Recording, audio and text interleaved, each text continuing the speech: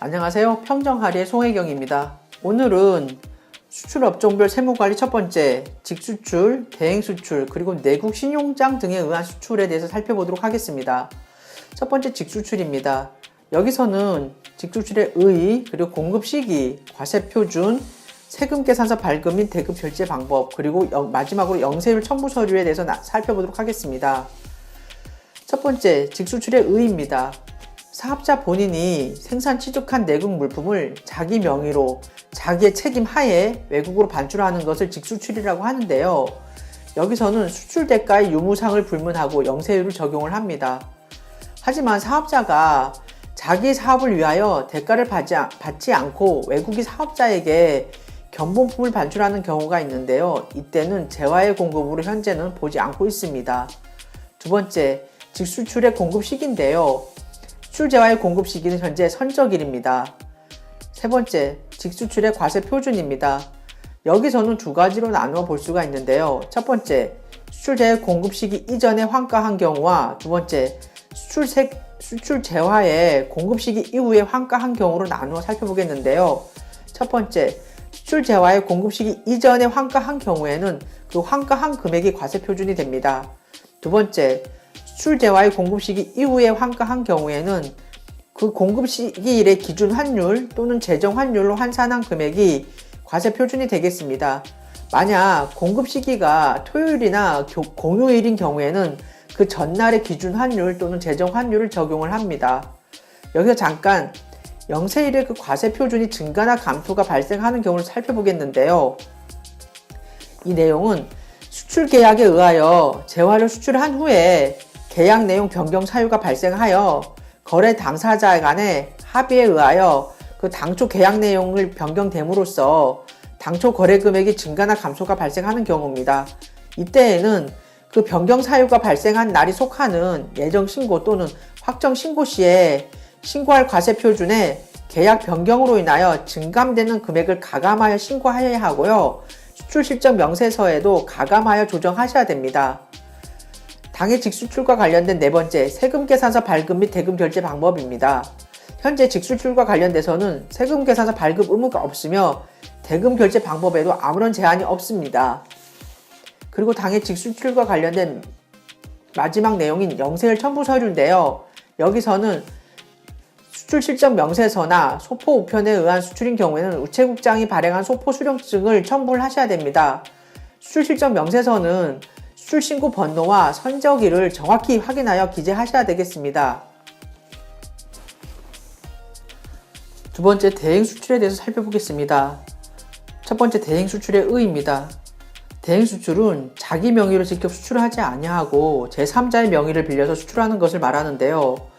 수출 지역이나 수출 품목에 대한 그 수출 한도가 적용되는 경우 쿼터가 없는 사업자 등이 다른 사업자와 계약을 맺고 위탁 수출을 하는 경우 주로 이용되고 있습니다. 그럼 여기서 수출업자와 수출품 생산업자 그리고 대행 수출업자에 대해서 그 개념을 잠시 살펴보도록 하겠습니다. 수출업자는 대외무역법에 의하여 수출입업자로 등록이 되어 있는 자를 말하는데요. 앞에서 살펴본 직수출인 경우에는 수출품 생산업자가 그리고 대행 수출인 경우에는 현재 대행 수출업자를 말합니다. 두 번째, 수출품 생산업자입니다. 실제로 수출품을 생산하기 위하여 자기 계산 하에 외국으로 반출하는 자를 말하는데요. 수출품 생산업자는 현재 수출이 주체가 되기 때문에 수출 재화의 공급 시기라든가 과세 표준, 세금 계산서 교부 의무 등이 직수출하게 동일하게 적용되고 영세율이 적용이 됩니다. 그리고 마지막으로 대행 수출업자입니다. 수출품 생산업자를 대신해서 수출 대행 용역만 제공하는 자를 말하는데요. 당해 대행 수출업자가 그 제공하는 용역은 국내 거래에 해당되기 때문에 그 대행 수수료에 대해서는 세금 계산서 발급 대상이 되겠습니다. 두 번째, 대행 수출과 관련된 영세율 적용 대상입니다. 수출품 생산업자가 수출업자와 수출 대행 계약을 체결하여 수출업자의 명의로 수출하는 경우에는 수출품 생산업자가 외국으로 반출하는 재화에 대해서 영세율을 적용을 합니다. 그리고 여기서 수출품 생산업자가 실제로 수출을 하였는지 여부는 거래의 그 실질 내용에 따라서 판단을 하는데요. 두 가지로 나누어 볼 수가 있습니다. 첫 번째, 수출품 생산업자가 직접 수출 신용장을 받아서 수출업자에게 양도하고 수출 대행 계약을 체결하는 경우, 두 번째, 수출업자가 수출 신용장을 받고 수출품 생산업자와 수출 대행 계약을 체결하는 경우로 나누어 볼 수가 있습니다. 다음으로 대행 수출과 관련된 공급 시기에 대해서 살펴보겠는데요. 여기서도 마찬가지로 수출 재화의 선적일이 대행 수출에서의 공급 시기에 해당이 됩니다. 그 내용을 살펴보겠는데요. 첫 번째, 수출 대행 용역의 공급 시기는 용역 제공 완료일인 수출을 완료한 날입니다. 두 번째, 수출 대행업자가 수출 위탁자에게 수출 대행 용역을 공급하고 수출 대행업자가 수출 대금을 회수해서 수출 위탁자에게 지급한 경우에는 수출 대행 용역 등에 대한 대가를 지급받기로 한 경우 그 대가의 각 부분을 받기로 한 때가 공급 시기에 해당이 되겠습니다. 대행 수출과 관련된 과세 표준입니다. 여기서도 직수출과 마찬가지로 두 가지 경우로 나눠볼 수가 있는데요. 수출 재화의 공급 시기 이전에 환가한 경우와 수출 재화의 공급 시기 이후에 환가한 경우로 나눠볼 수 있습니다. 그 공급 시기 이전에 환가한 경우에는 당해 환가한 금액이 과세 표준이 되고요. 수출 재화의 공급 시기 이후에 환가한 경우에는 공급 시기 이래 기준 환율 또는 제정 환율로 환산한 금액이 과세 표준이 되겠습니다. 다섯 번째, 대행 수출과 관련된 세금 계산서 발급 의무인데요.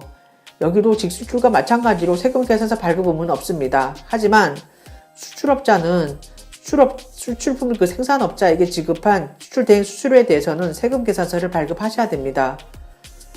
여섯 번째, 대행 수출과 관련된 영세율 첨부 서류입니다.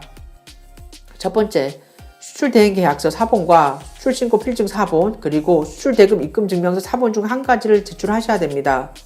두 번째, 수출 시정 명세서, 세 번째, 우체국장의 소포 수령증이 이에 해당이 되겠습니다. 세 번째, 내국신용장 구매 확인서에 의한 수출에 대해서 살펴보도록 하겠습니다. 첫 번째, 의입니다. 여기서는 내국신용장과 구매 확인서의 그 개념에 대해서 잠시 살펴보겠는데요. 첫 번째, 내국신용장입니다. 수출업자가 수출용 재화를 구입하거나 수출용 재화의 제조에 소요되는 원자재 등을 구입하는 경우에 그 필요한 자금의 부담을 덜어주고 제품이나 원자재를 공급하는 자에 대하여 수출업자의 신용이나 그 대금 지급을 은행이 보증하여 주는 수출 신용 금융 방식의 일종인데요. 이는 수출업자의 의뢰에 따라 제품이나 원자재의 공급자를 수익자로 하여 국내에 개설하는 수출 신용장을 말합니다. 두 번째, 구매 확인서입니다. 국내에 외화획 등용 원료 또는 물품을 공급하는 경우에 외국한 은행인 장이 내국 신용장에 준하여 발급해 주는 것인데요. 내국 신용장 개설 한도가 부족하여 내국 신용장을 개설할 수 없는 경우에 주로 이용을 합니다. 두 번째, 내국 신용장에 의한 수출에서 영세율 적용 요건입니다. 내국 신용장은 사업자가 국내에 수출용 원자재 또는 수출용 완제품 또는 수출재와 임가공 용역을 공급받으려는 경우에 해당 사업자의 신청에 따라 외국한 은행의 장이 재화나 용역의 공급 시기가 속하는 과세기간이 끝난 후에 25일 이내에 개설하는 신용장이어야 합니다. 두 번째, 구매 확인서입니다. 내국 신용장에 준해서 재화나 용역의 공급 시기가 속하는 과세기간이 끝난 후에 마찬가지로 25일 이내에 발급해야 됩니다. 세 번째, 내국 신용장에 의한 수출에서 공급 시기입니다. 국내에서 거래되는 재화의 공급 시기와 동일하게 적용을 하고 있습니다. 네 번째, 과세 표준입니다. 내국 신용장 상에 표시된 금액을 현재 과세 표준을 하는데요. 여기서도 마찬가지로 두 가지로 나눌 수가 있습니다. 첫 번째, 원화로 표시된 경우에는 그 금액을, 두 번째, 외화로 표시된 경우에는 공급 시기일 현재의 기준 환율 또는 제정 환율로 환산한 금액을 과세 표준으로 하고 있습니다. 다섯 번째, 내국 신용장에 의한 수출에서 세금 계산서 발급입니다. 공급받는 자에게 영세율을 적용하여 세금 계산서를 발급하셔야 됩니다. 그리고 당연 내국 신용장에 의한 수출에서 그 가장 중요한 사항이라고 할 수 있는 수정세금 계산서의 발급 및 전송, 그리고 사후 개설에 따른 부가가치세 수정신고 경정 청구에 대해서 알아보도록 하겠습니다. 수정세금 계산서의 발급 및 전송입니다. 내국 신용장 또는 구매 확인서는 재화 등의 공급일에 개설되어야 하지만 현재 부가가치세법에서는 공급 시기가 속하는 과세기간의 종료일로부터 25일 이내에 개설된 경우에는 영세율을 적용하도록 하고 있습니다. 이 경우 당초 공급 시기에 일반 세금 계산서 즉 10%짜리를 발급하고요. 나중에 내국 신용장 등이 개설된 경우에는 영세율 세금 계산서를 수정 발급하셔야 됩니다. 이와 아울러 과세기간 종료 후에 그 전자세금 계산서를 수정하여 발급하는 경우에는 당초 세금 계산서 작성 일자가 속하는 과세기간의 과세표준 신고 기한까지 수정 세금 계산서를 전송하셔야 됩니다. 다음으로 사후 개설에 따른 부가가치세 수정신고 또는 경정청구에 대해서 말씀드리도록 하겠습니다. 여기서는 두 가지로 나눠서 말씀을 드릴 텐데요. 첫 번째, 공급 시기가 속하는 예정신고 또는 확정신고 기간 내에 내국신용장이 개설된 경우와 두 번째, 예정신고 기간 내에 공급하고 그 내국신용장 등이 확정신고 기간 내에 개설된 경우로 나눠서 설명을 드리도록 하겠습니다. 첫 번째, 공급 시기가 속하는 예정신고 또는 확정신고 기간 내에 내국신용장이 개설된 경우입니다. 첫 번째, 재화의 공급 시기에는 일반 세금 계산서 즉 10%짜리를 발급하시고요. 두 번째, 내국신용장 개설 시에는 당초 작성일자를 세금계산서 작성일자로 해서 마이너스 세금계산서와 영세율 세금계산서를 수정 발급하셔야 됩니다. 두 번째, 예정신고 기간 내에 공급을 하고 내국신용장 등이 확정신고 기간 내에 개설된 경우입니다. 이때는 두 가지로 나눠서 처리를 할 수 있는데요. 첫 번째, 당초 공급일을 작성일자로 해서 마이너스 세금계산서와 영세율 수정 세금계산서를 발급하고요. 그 예정신고분에 대해서 경정청구에서 확급을 받으시면 되겠습니다. 그리고 두 번째는 예정신고에 대한 경정청구는 생략을 하고 그 확정신고 때 포함해서 신고를 할 수 있는 방법이 있습니다. 마지막으로 내국신용장 등에 의한 수출에서 그 내국신용장 사후 개설 시 수정세금 계산서를 발급하지 않는 경우의 불이익에 대해서 살펴보도록 하겠습니다. 첫 번째, 물품을 공급한 자는 당초에 거래징수에서 납부한 부가가치세를 환급 결정을 하고요. 마이너스 세금계산서와 영세율 세금계산서를 미교부한 거에 대해서 그 미교부 가산세를 부과하고 있습니다. 그리고 수출업자에 대해서는 당초에 공제받은 그 매입세액을 추징을 하고요. 신고 불성실 가산세와 납부 불성실 가산세를 부과를 합니다. 이상해서 수출업종별 세무관리 첫 번째인 직수출, 대행수출, 그리고 내국신용장 등에 의한 수출을 살펴보았습니다. 감사합니다.